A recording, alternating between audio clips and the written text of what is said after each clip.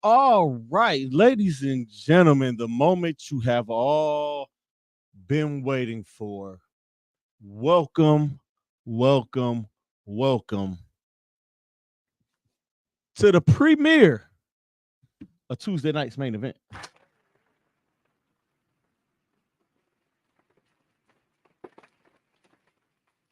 I am, of course, Don P, your host. First and foremost, I want to thank everybody who pushed me to actually do this. I messed around with this for a long time if I actually wanted to do it. And it was like, hey, man, do a wrestling pod. Forget it. You see all of these wrestling pods out here. You actually are like. So I just decided, like, you know what, man, let's go. Let's get it. This has been in the plan for a long, long time. Yeah, there we go. I like that. Yeah, put some little stuff up there. But I've been thinking about doing this for a while. And I was like, you know what? Let's do it. Let's get it. And here we are. Tuesday nights, 7 p.m. right here on the Happy Hour Entertainment YouTube channel.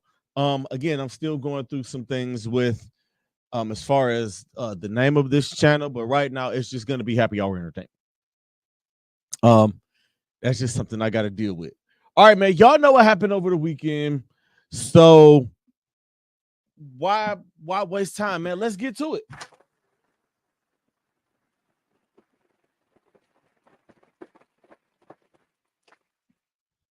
It was SummerSlam weekend, and boy, what a weekend it was. First, let me start by shouting out all my guys, man. Shout out to my guy JR None Flyers, whose birthday is today.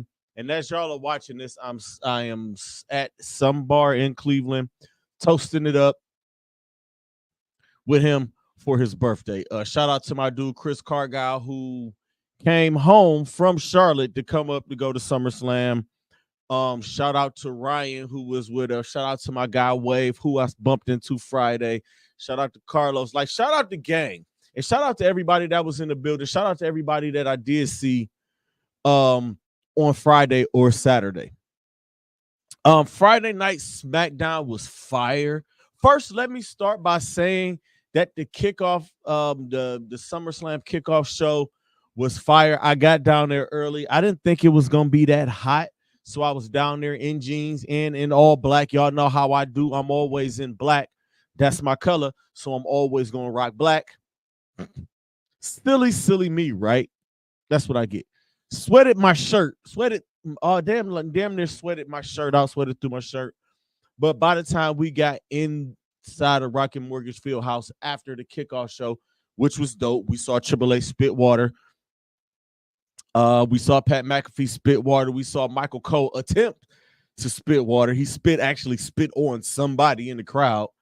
It was dope to be able to see Liv Morgan and Rhea Ripley, Damian Priest, Gunther, CM Punk, Seth Rollins, Drew McIntyre. It was so dope to be able to see all of those guys come out there. The Miz popped out, Cleveland's own The Miz. Shout out to Miz, who was a great host and just brought mad energy. I'm trying to think of who else was at the countdown. I think that was about it. Michael Cole, Triple H, Pat McAfee. Let me tell y'all something, man. Pat McAfee is a treasure. He is just at all costs. Just preserve that man. He is always on 10.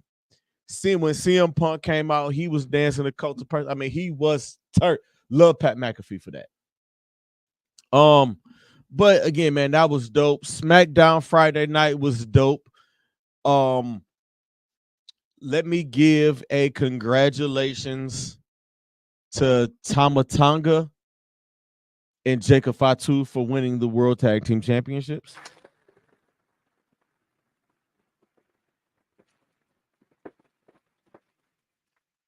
Or is it the WWE Championship? Whatever, like they're champions now.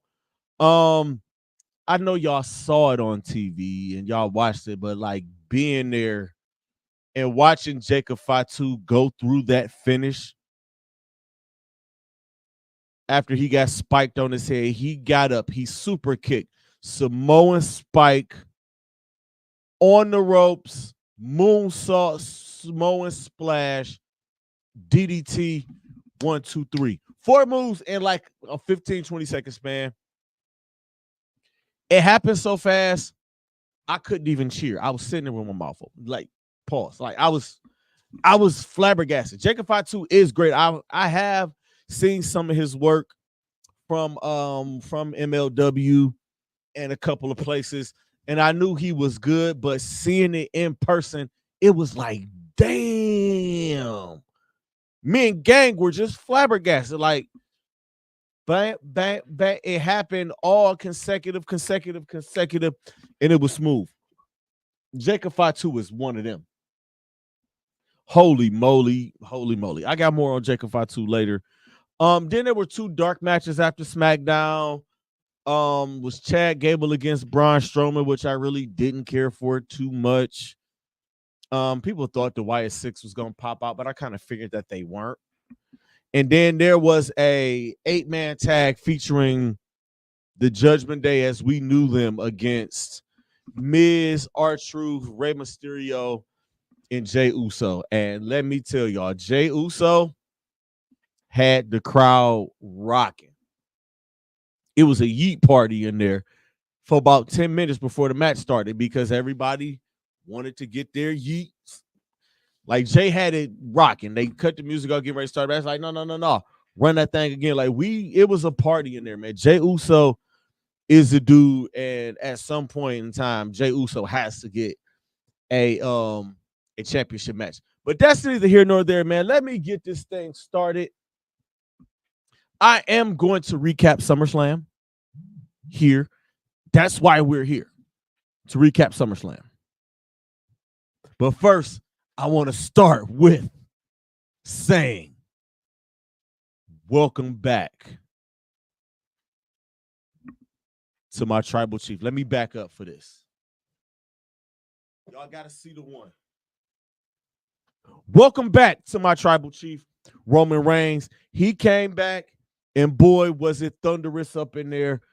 Boy, was it thunderous up in there.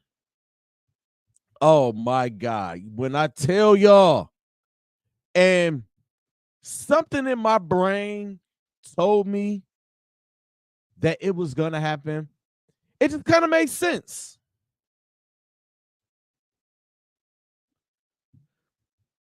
Excuse me, y'all. Just the natural progression of the story and SummerSlam being a big PLE, the second biggest PLE of the year. It's like he has to come back. And when they announced Bloodline rules, hey, what else is there to happen? What else was there supposed to be? I mean, we knew shenanigans were going to go on in the match. And again, I'm going to get to that. But once they called Bloodline rules, y'all knew what the vibes was. So let's not even act like or pretend like it was a thing. But it was great to see him come back. So, I'll get to what will be next for the Bloodline later. But I just wanted to start by welcoming back my tribal chief, the OTC, the big dog, the one, Roman Reigns. Welcome back, big dog.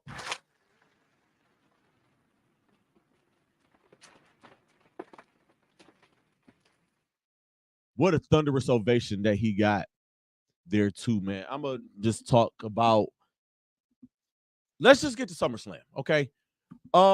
Let's start. We're just going to go top to bottom. I'm going to go just match for match. Let's start off with Liv Morgan versus Rhea Ripley. Well, first let me start. Jelly Roll, great job. Great.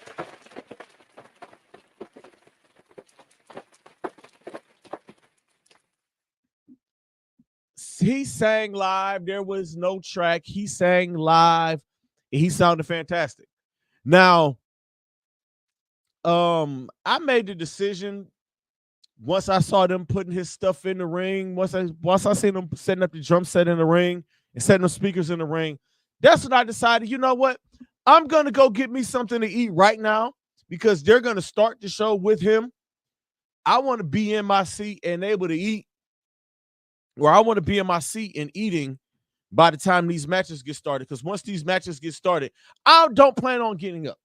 So we get there, the lines are mad long. We go to a entrance where the lines weren't that long, but we still had to walk halfway around Cleveland Brown Stadium to get to our seats, and it is packed to the gills. People don't know how to walk. It's like, well, y'all motherfuckers just walk. Excuse my language. And I know my voice still sounds crazy because I was screaming for 2 days at SmackDown and at SummerSlam. But you know, I made the decision at the beginning. I was like, all right, this time they set up for Jelly Roll. I'm going to go get me something to eat. All the lines were long. It's like, all right, some of these are moving. I ended up eating 2 hot dogs and some damn, and drinking a bottle of water because the hot dog line was short. I was like, all right, cool. These is beef hot dogs. It's cool. I wanted some chicken fingers because if you haven't been to Cleveland Brown Stadium, their chicken fingers are top-notch chicken fingers. Dead ass. I wouldn't lie to y'all. But let's get to Liv Morgan versus Rhea Ripley with Dirty Dom in the corner. Man, great match. Told a great story. By the way, I did pick Liv to win this match, and she did get to pick up the win with some help from Dirty Dom. Now, Rhea got her comeuppance. I mean, Rhea got a little bit of lick back and got to beat up on Liv a little bit. The headbutts looked vicious. The moves were, wow, man. Then she did a move where, bam, ooh, my shoulder's out of place. So she's spending half the match trying to get that arm right, Then there's a spot where she's outside the ring and she decides to bang her shoulder up against the announce table. I looked at my dude, Chris, and said, holy hell, I'm afraid of Rhea Ripley. She would probably carry me around like a baby.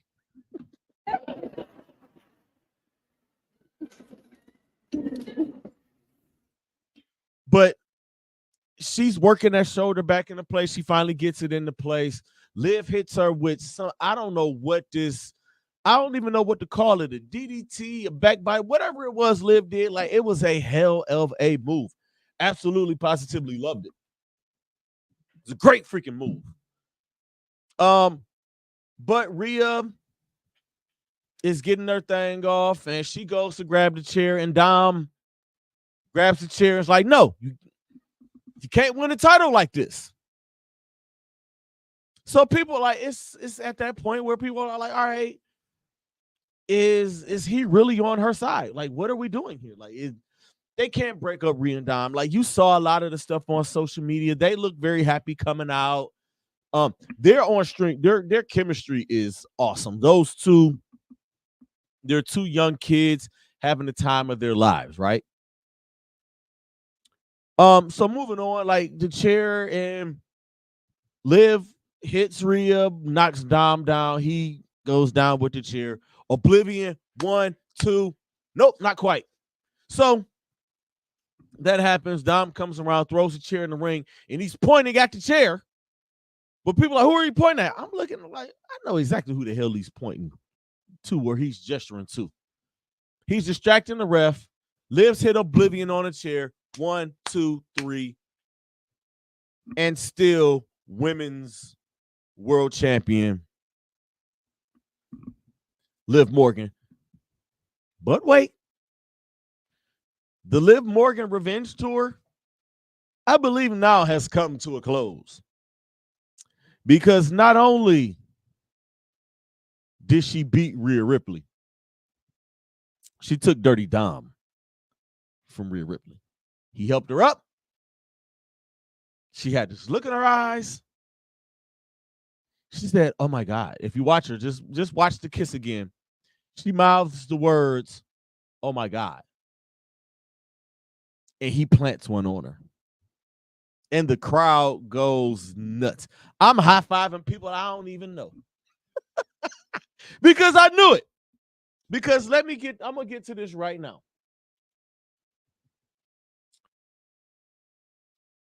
I understand why Liv is doing what she's doing. Yeah, I mean, of course, she's doing it to spite Rhea. Rhea put her down. Rhea hurt her and put her on the shelf for 6 months or whatever. But let's go back a year or so ago. Or back before Dom turned on his dad. Remember how she ended up with him or ended up getting him. She kidnapped him and beat his ass, y'all. She treated Dom like a little boy. But here comes Liv to help him see the light. He's in an abusive relationship. This is classic Stockholm Syndrome shit. Y'all may not see it that way. Some may see it that way. But that's how I'm looking at it. I'm on Liv's side. A lot of people side with Rhea because that's the natural progression of wrestling things and blah, blah, blah. She's turning heel. She's face. Dom's a heel. People are going to hate Dom no matter what. But let me tell y'all something. Dominic Mysterio is a superstar. He gets more heat than damn near anybody out there. So he's a star. And if you're going to turn Rhea, you can't turn Dom. I don't think. He, in typical Uncle Eddie Guerrero fashion, y'all know what it is, man. I was hyped for that. I thought it was fire. I mean, but I get it. Like it's a story. And again, man, with this show, let me preface this show. I'm speaking from storyline standpoints. I'm not putting personal feelings in these. I'm just going to give you it in the storyline form. I still do a little bit believe in kayfabe.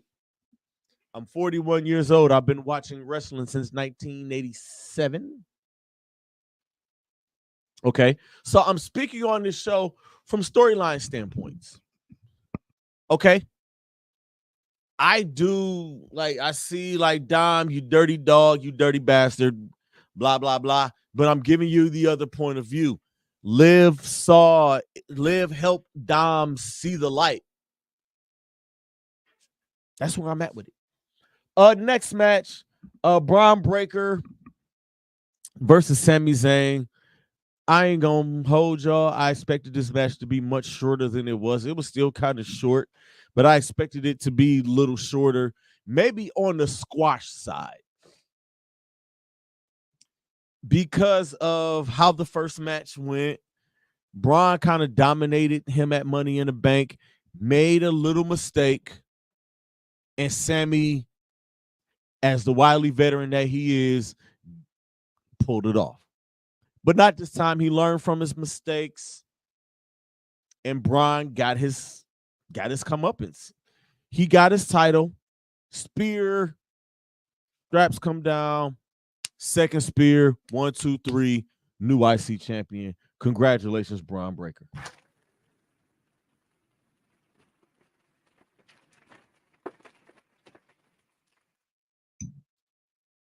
Listen, if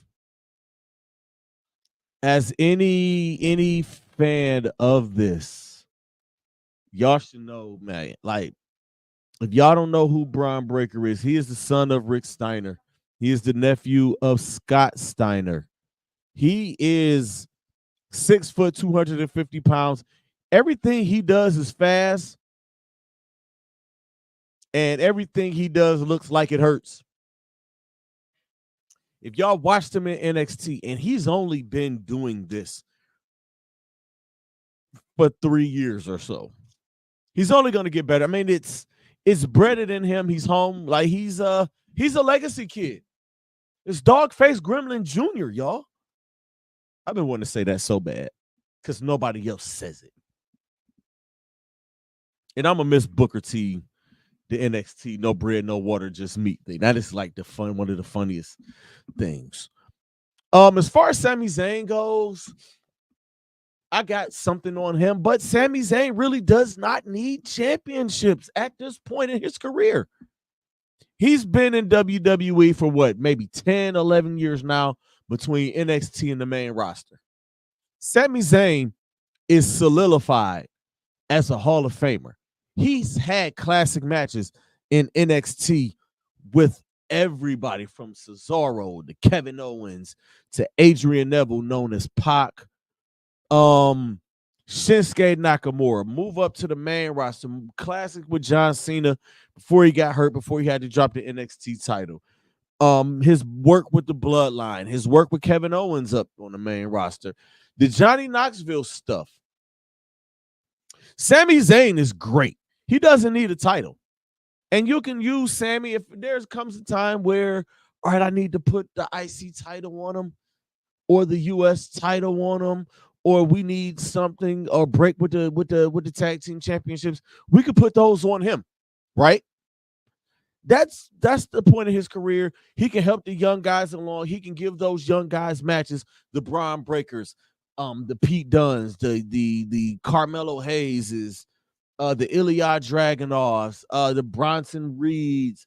I would love to see him and Seth Rollins lock up one time. I would love to see him and AJ Styles lock up. I would love to see him and guys like him and Sheamus. I want to see Sami versus CM Punk. There are plenty of matches that are left to happen for Sami Zayn. So him losing the title here really does not hurt him. But I got more on him later. Let's move on.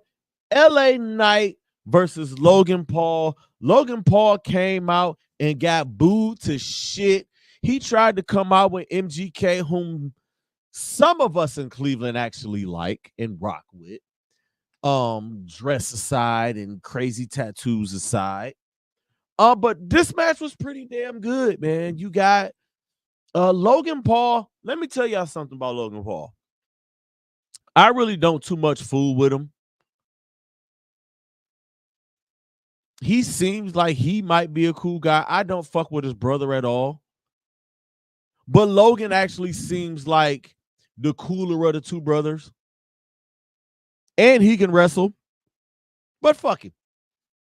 He gets busy in the ring. He does great moves. That springboard moonsault outside the ring was one of the best moves I've ever seen in my life. And seeing it live with my own two eyes was super fire. Loved it. Absolutely loved it. The brain buster off the top rope from LA Knight, it didn't look planned. Logan looked like he was a little hurt. He was dinged up after the match. Triple H said in the post show, but Brass Knucks come out. MGK, Brass Knucks. I knew when MGK came out, it's like he's gonna be a part of this match somehow. Whether LA Knight beat his ass, or he come and get his ass beat, or he's gonna do something. And there was some shenanigans. Brass Knucks, I guess he didn't get all of the Brass Knucks. He tried to come in, do a springboard. LA Knight reverses, blunt force trauma. 1, 2, 3. Yeah, LA Knight, your new United States champion. And congratulations to fucking LA Knight.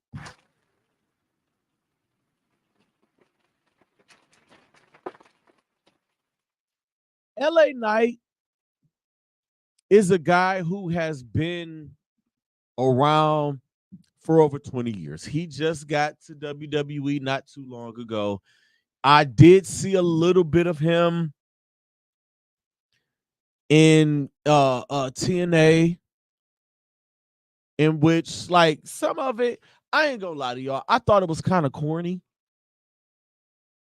But the thing about wrestling fans, and this is, it doesn't matter the promotion, WWE, AEW, TNA, NWA, WCW, ECW, it doesn't matter what company it is.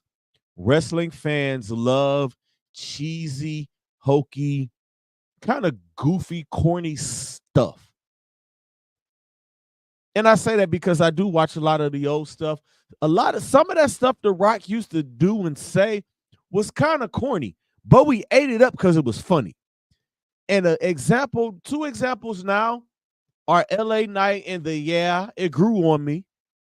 I call him Stunning Steve Austin because he does remind me of Steve Austin, but Hollywood Blonde Steve Austin. But it's like Stone Cold if he was still Stunning Steve Austin. It's like Stunning Steve Austin. Like he's a fusion of the two. He looked like Stunning Steve, but he talks like Stone Cold. Okay. And that Joe Hendry shit. It's hokey, it's goofy, but wrestling fans love the gimmicky, hokey, goofy, doofy shit. No hate though. LA Knight has grown on me. His ring work is fantastic. He's been on a hell of a run for about a year. He had the hiccup with the whole Wyatt thing, in which I think he should have won that. But he bounced back. He won that Slim Jim Battle Royal shit at SummerSlam last year and picked up momentum and gained some momentum. Lost in a bad finish against Roman Reigns in a pay-per-view. But he's been having a great year. A great, not even calendar, but just from SummerSlam to SummerSlam. And he finally got his championship. And hopefully, like, he gets some good defenses coming up here in the near future. Andrade is probably going to be one of his first challengers. I'm looking forward to that. I think that's going to be a hell of a match. So congratulations to LA Knight, your new United States champion. We move on to Nia Jax versus Bayley. By the way, those first three matches, I called them all. I mean, I predicted all three. So, you know. Nia Jax versus Bayley, which on a great pay-per-view or a great PLE as this was probably the worst match, but had a couple of the best spots. The Bayley powerbomb, the Bayley carrying Nia Jax, who I'm not even going to guess a weight because as a man, it's impolite to ask a woman her weight or guess a woman's weight. Fellas, if a woman says, guess how much I weigh, don't say nothing. You walking a hard line, broski. Don't do it at all.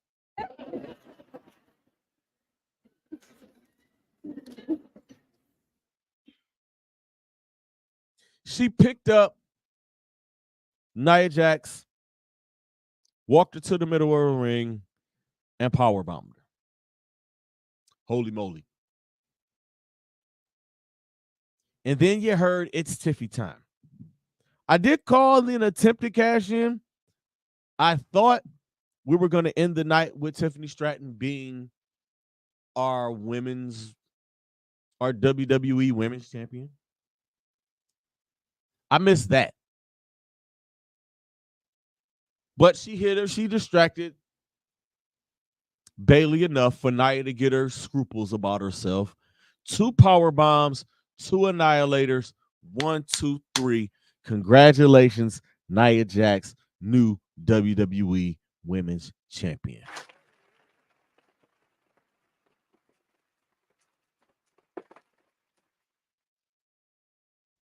Another championship for the Samoan Dynasty. That's why I threw the 1 up there. People were expecting Tiffy to I was expecting Tiffy to cash in or bonk her upside the head, but I think they're gonna wait. They may hold off on that. Maybe Royal Rumble. I honestly think they're waiting to see who Nia goes against. Is there a possible matchup with Bianca Belair? Are there matchups with Naomi, Jade Cargill, a returning Charlotte Flair? Will they run it back with Bayley? Who knows with the women's division on Piper Niven, Chelsea Green? Like it's some possibilities in where I could see Tiffany Stratton cashing in. I'm thinking they may hold it for a couple of months because she just unveiled her brand new Money in the Bank briefcase the night before. I thought she was going to bop her, but oh well. Moving on. Drew McIntyre and CM Punk. Let me tell y'all something. And I know it wasn't just me in the building, but you could feel the tension. And by this time, the sun is set. It's nightfall. It's dark out. I did predict Seth would be in some type of Beetlejuice type shit. And that jacket looked like Beetlejuice. And I don't know if it was, I forgot if it was Cole or if it was Corey Graves that said it. But they gave a Beetlejuice reference.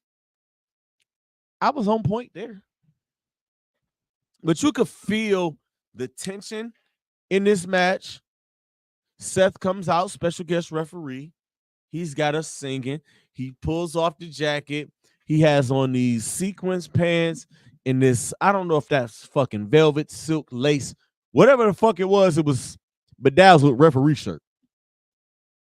But that's part of Seth. He's very on brand there. So not mad at it. Out comes Drew. We outside. It's 80 degrees. Nice little breeze going through, but it's in the building. You can feel the tension. A little bit of pause. And then Cult of Personality plays. Out comes CM Punk. It's been 10 years, 10 and a half years since he's had a singles match in WWE. Now, I'm going to roll back. I'm doing good on time, so I can talk a little bit. I remember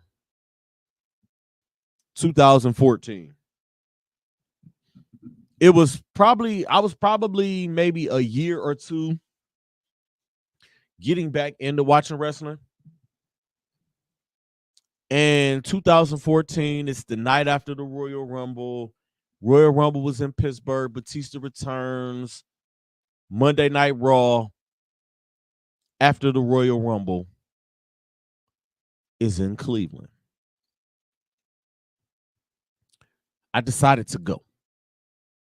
That is probably the last live event or Raw or SmackDown or PLE that has come to Cleveland, that has come to what is now Rocky Mortgage Fieldhouse, that I've missed.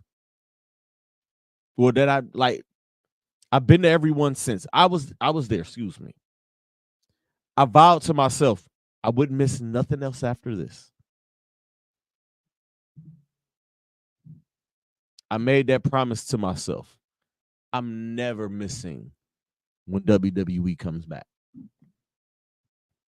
But I went there specifically for CM Punk. And he wasn't there. And I didn't realize that until I got home. I said, hey, CM Punk wasn't there. And that was the whole him quitting, getting whatever they want to say.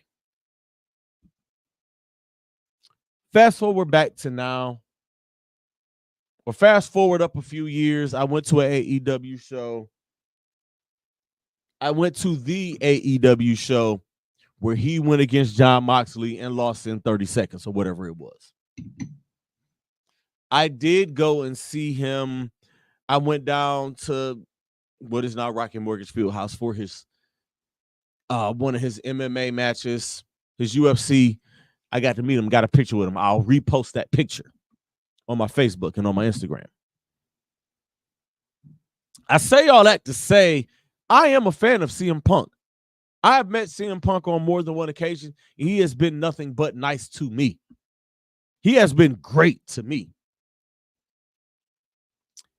Him leaving, I was disappointed. The stories that went out about him is like he's not coming back, blah, blah, blah. He went to AEW. I watched AEW only when he was on it. When he was off, I turned. I went to AEW. I went to Dynamite because of him. Had he not been there, I wouldn't have went. And that match was so short, I was really pissed off about it. He came back to WWE, and I was hyped for it. Loved it. Oh, I'm definitely going to Monday Night Raw when he comes. It's going down. And I was there. So to be at this match and for him to come out and get to see him come out, I was excited. Not gonna lie to y'all, I really am a CM Punk fan. I hated him at first because one of my homeboys, shout out to Peanut, used to whoop my ass with him on one of the Raw versus SmackDown games way back in the day. But actually getting to meet him and watching his matches and watching him do everything that he did and watching his Best in the World documentary, like, damn, I like this dude. Couldn't help it. The Summer of Punk, the Pipe Bomb, all that shit. Huge fan of him.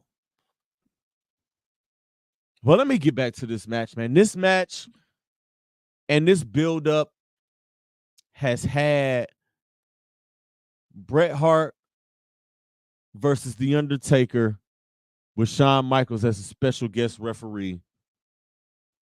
SummerSlam 97 written all over it. I do SummerSlam binges. I do certain binges for certain PLEs. I do a Royal Rumble binge in January or like leading up to the Rumble. I do a WrestleMania binge leading up to WrestleMania. I do a SummerSlam binge leading up to SummerSlam. And I'm going to do a Survivor Series one here soon. And like a War Games one coming up. I hadn't even got to that. I hadn't even got to SummerSlam 97 before I had these thoughts.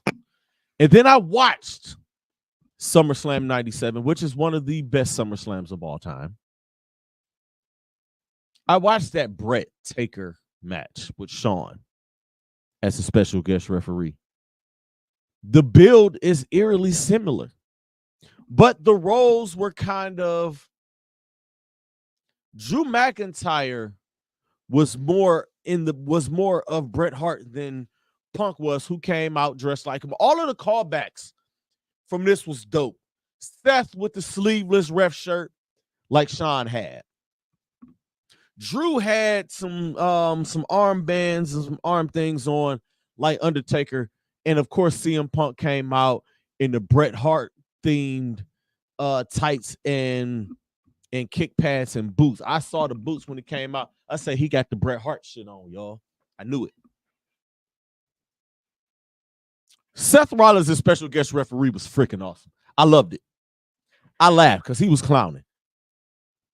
And he said, Rollins rules, y'all can do whatever y'all want. I'm going to let y'all do whatever y'all want to each other. It is what it is. The call back to the Shawn chair to Taker thing happened. But Seth stopped himself. And then that damn bracelet. Look, man. The one thing I liked about this match, I did pick Drew to win. I thought it was going to be because of Seth. It kind of was because of Seth, because Punk took his eye off of the ball. It's exactly what he did to Drew. You worried about the wrong thing. CM Punk, you worried about the wrong thing, bro. You worried about the fucking bracelet, and you worried about Seth Rollins having a bracelet on, and they get into a shouting match, and it's like, it's not always about you, blah, blah, blah. Seth said, this is my ring, this is my match, this is my rules, this is my company. Nobody wants you here. Stop making this shit about you. Punk was like, okay, boop, go to sleep. Hit him with a go to sleep, and said, it might not be about me, but it's never been about you. He gets up, low blow. Well, first takes the bracelet off of Seth. Low blow.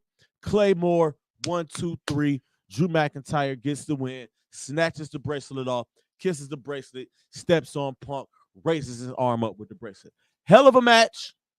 Hell of great storytelling. But CM Punk took his eye off the ball. You were worried about the wrong thing, CM Punk. I've been hearing people talk about Punk's performance. I thought he did pretty good for a guy who hasn't wrestled in a long time. Was he going to be gassed? Yes, because you can't simulate game speed in practice or match speed in practice. Did he have a little bit of ring rust? Yes. Was his timing off a little bit? Yes, slightly by a hair. But he still got out there and put on a good match. Let's move on. Gunther versus WWE World Heavyweight Champion Damian Priest. Hard-hitting match from the start. Gunther came in, was like, what the hell happened to his chest? These dudes is chopping each other. Whap, whap, whap. His chest started bleeding. That lunatic, once he wiped his chest off and rubbed his head, I said, oh, he's a lunatic. But back and forth match, very physical match. Damian Priest looked great, by the way. I love the way they made Damian Priest look. Damian Priest looked fantastic. To me, he did. I thought he did a fantastic job working as a babyface, really. And like, if you've seen or been to house shows or non-TV shows, you'll know that Priest has been working as a babyface. He looks good as a babyface. I was okay with it. Here comes Finn. But you kind of seen that come. A lot of this stuff they telegraph. And it's okay, y'all. It's perfectly fine for things to be telegraphed. And it's okay for wrestling to be predictable when it makes sense. Everything on this show, almost everything on this show was predictable, but that's fine because it all makes sense. Triple H and his creative team always seems to make things make sense. But Finn comes out and Priest does his South of Heaven move. 1, 2. Finn puts Gunther's leg on the ropes and turns his back.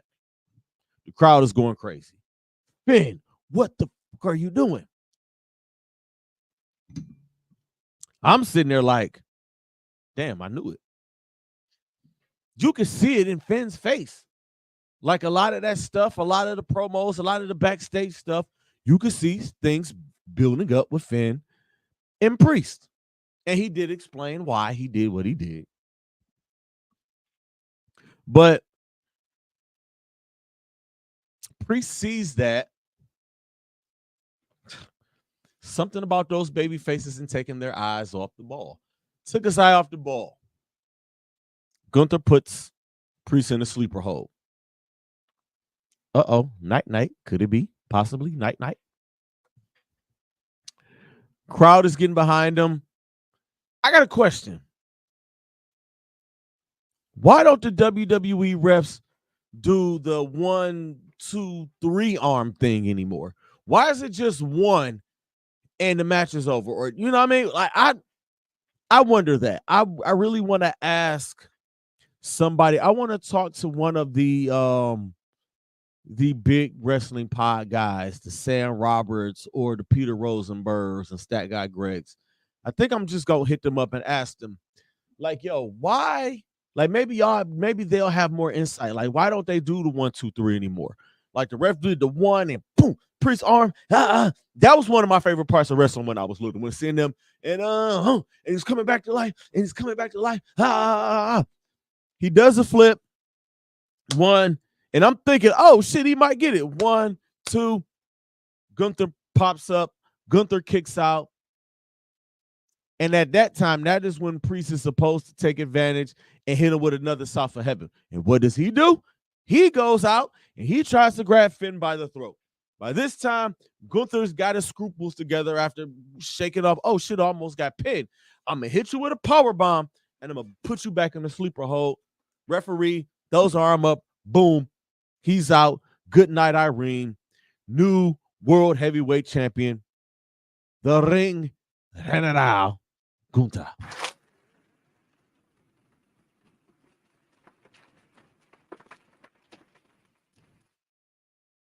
That's another one I call. So 6 for 6. I'm really not upset about this. I am a Gunther fan. It took me a while because when he first popped up on the scene at NXT UK, it's like, who the fuck is this Walter dude? Who is this fat dude that everybody seems to love so much? And then I saw him wrestle. I saw him dog Pete Dunne, whom I love. I've never seen a bruiserweight dog the way he dogged. He was dogged. I literally watched him. He was the sole reason. Well, him and Rhea Ripley were the sole reasons that I watched NXT UK. And Pete Dunne. And Tony Storm. But looking at how they've booked Gunther everywhere he's been, this was inevitable. That man is inevitable. That man is Thanos. All he does is win titles and hold them for multiple years. Now, I don't know if he'll do that with this title because Raw is stacked. You got Seth, you got Punk, you got Drew. Kofi's a former world champion. Sheamus is there. Like, there are matchups for him that are losable. There's a possibility of guys on SmackDown moving over. As y'all can see, Randy Orton is his first challenge. There could be challengers from anywhere. But something about Gunther and World Heavyweight Champion is just right. It looks right seeing him with the championship. He looks like a champion. He reminds me so much of guys like Harley Race and guys like Nick Bockwinkel. That old school, he's so old school. He comes in, he kicks ass, and I brag a little bit.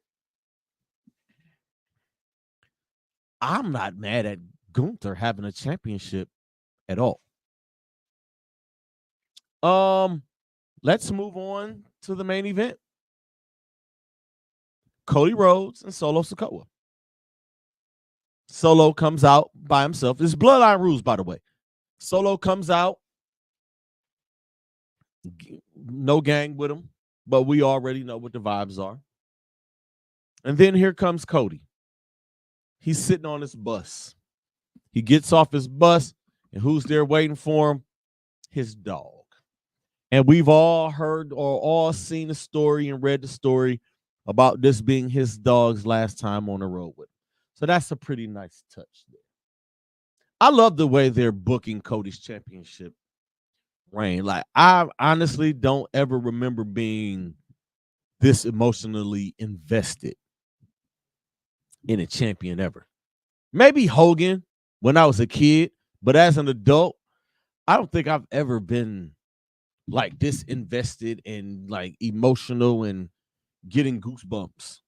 Because Cody, I get goosebumps. Like, he's still on his victory lap. A lot of cities still haven't had an opportunity to give Cody his cheers and be happy for Cody and love on Cody and wrap Cody in our warm embrace. But he comes out and he's walking through and he stops and he drops his head and he cracks a smile and he takes a walk over. And who's standing over there but none other than the enforcer, Arn Anderson. Say, hey, good to see you, Arn. I was pumped because Arn Anderson is one of my favorite wrestlers ever. I get a kick out of him, and I told Chris, I say, you know the funny thing? I say Arn Anderson is probably only about 50 years old right now.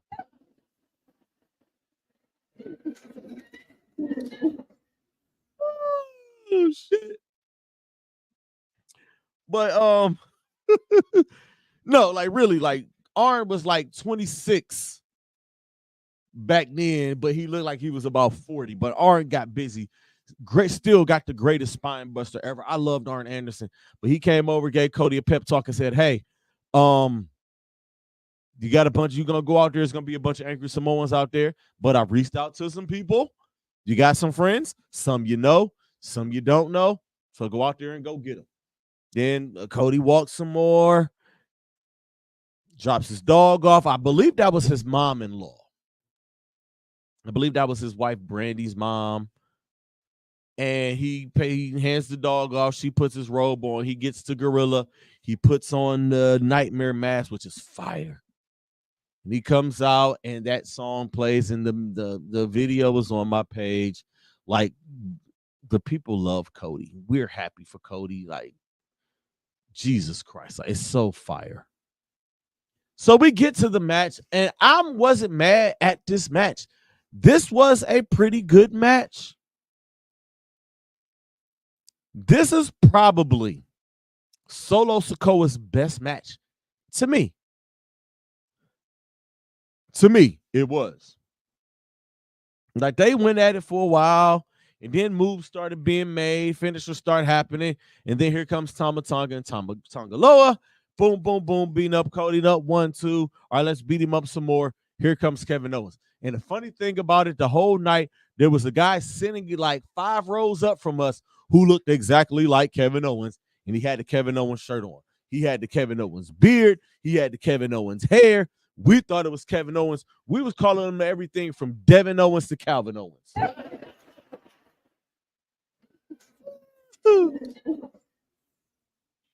So KO comes out, and, you know, he does a little something. He gets beat down. Randy's music hits.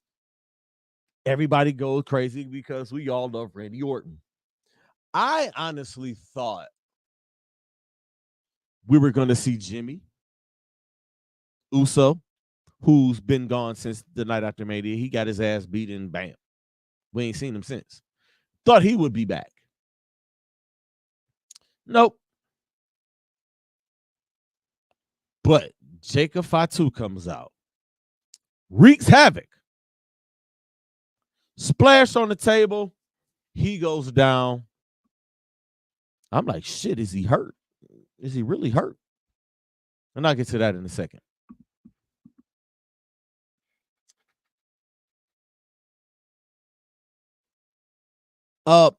Solo Samoan splash was fire. It looked great. It did. And then that head of the table graphic hit on every board in the stadium, and we went crazy. Phones came out, ones went up. It was quite a sight to see, and we were hyped. Roman comes in, Superman punch, spear, looks at Cody, gives Cody a little nod, gets out of the ring, goes to take a walk back. Cody gets up, crossroads, 1, 2, 3, never takes his eyes off Roman. Roman doesn't say a word, but his looks were worth 1,000 words. He was looking at Cody like, hey, I didn't do this for you. I'm going to take care of this family business. And then I'm going to come see you, big dog. Cody didn't celebrate, really. He couldn't take his eyes off Roman Reigns. And neither could half of the 57,000 people that were in there. But overall, to me, this was an A+ card.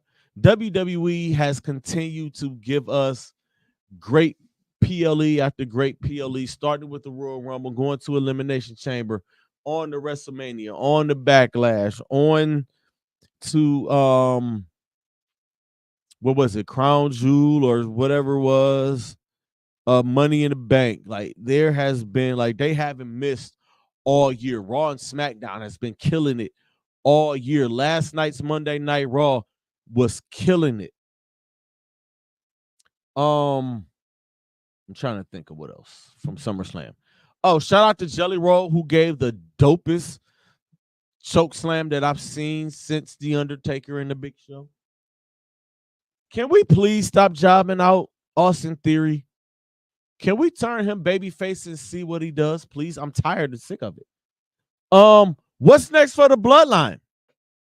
Hopefully, this is the start of the whole Civil War thing. We don't know if Jacob Fatu is injured or like if he's legitimately injured. I do hear that the plan was for him to do that to kind of put off him and Roman's face off at some point, because that face off is going to break everything. It's going to break the internet.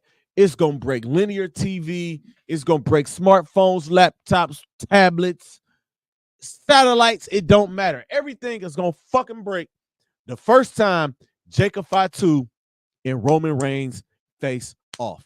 But hopefully this is the beginning of the Bloodline Civil War. We saw Sami Zayn and Jey Uso dap it up and talk last night. Is there a possibility that they'll be moved over to SmackDown in exchange for A-Town Down Under? I don't know. We're just going to have to see. All right, ladies and gentlemen, we are going to end it right there. I do have a bunch of things. I do have a bunch of other stuff that I do want to cover. I really do. Like, I want to cover, like, will Damian Priest and Rhea Ripley call for some help with this Judgment Day thing? Like, Judgment Day 3.0. How do y'all feel about it? Is Becky Lynch really retired? Tune in next week, man. I'm going to talk about how WWE is slowly but surely getting back to factions. We saw it with the Wyatt 6 debut. Bravo.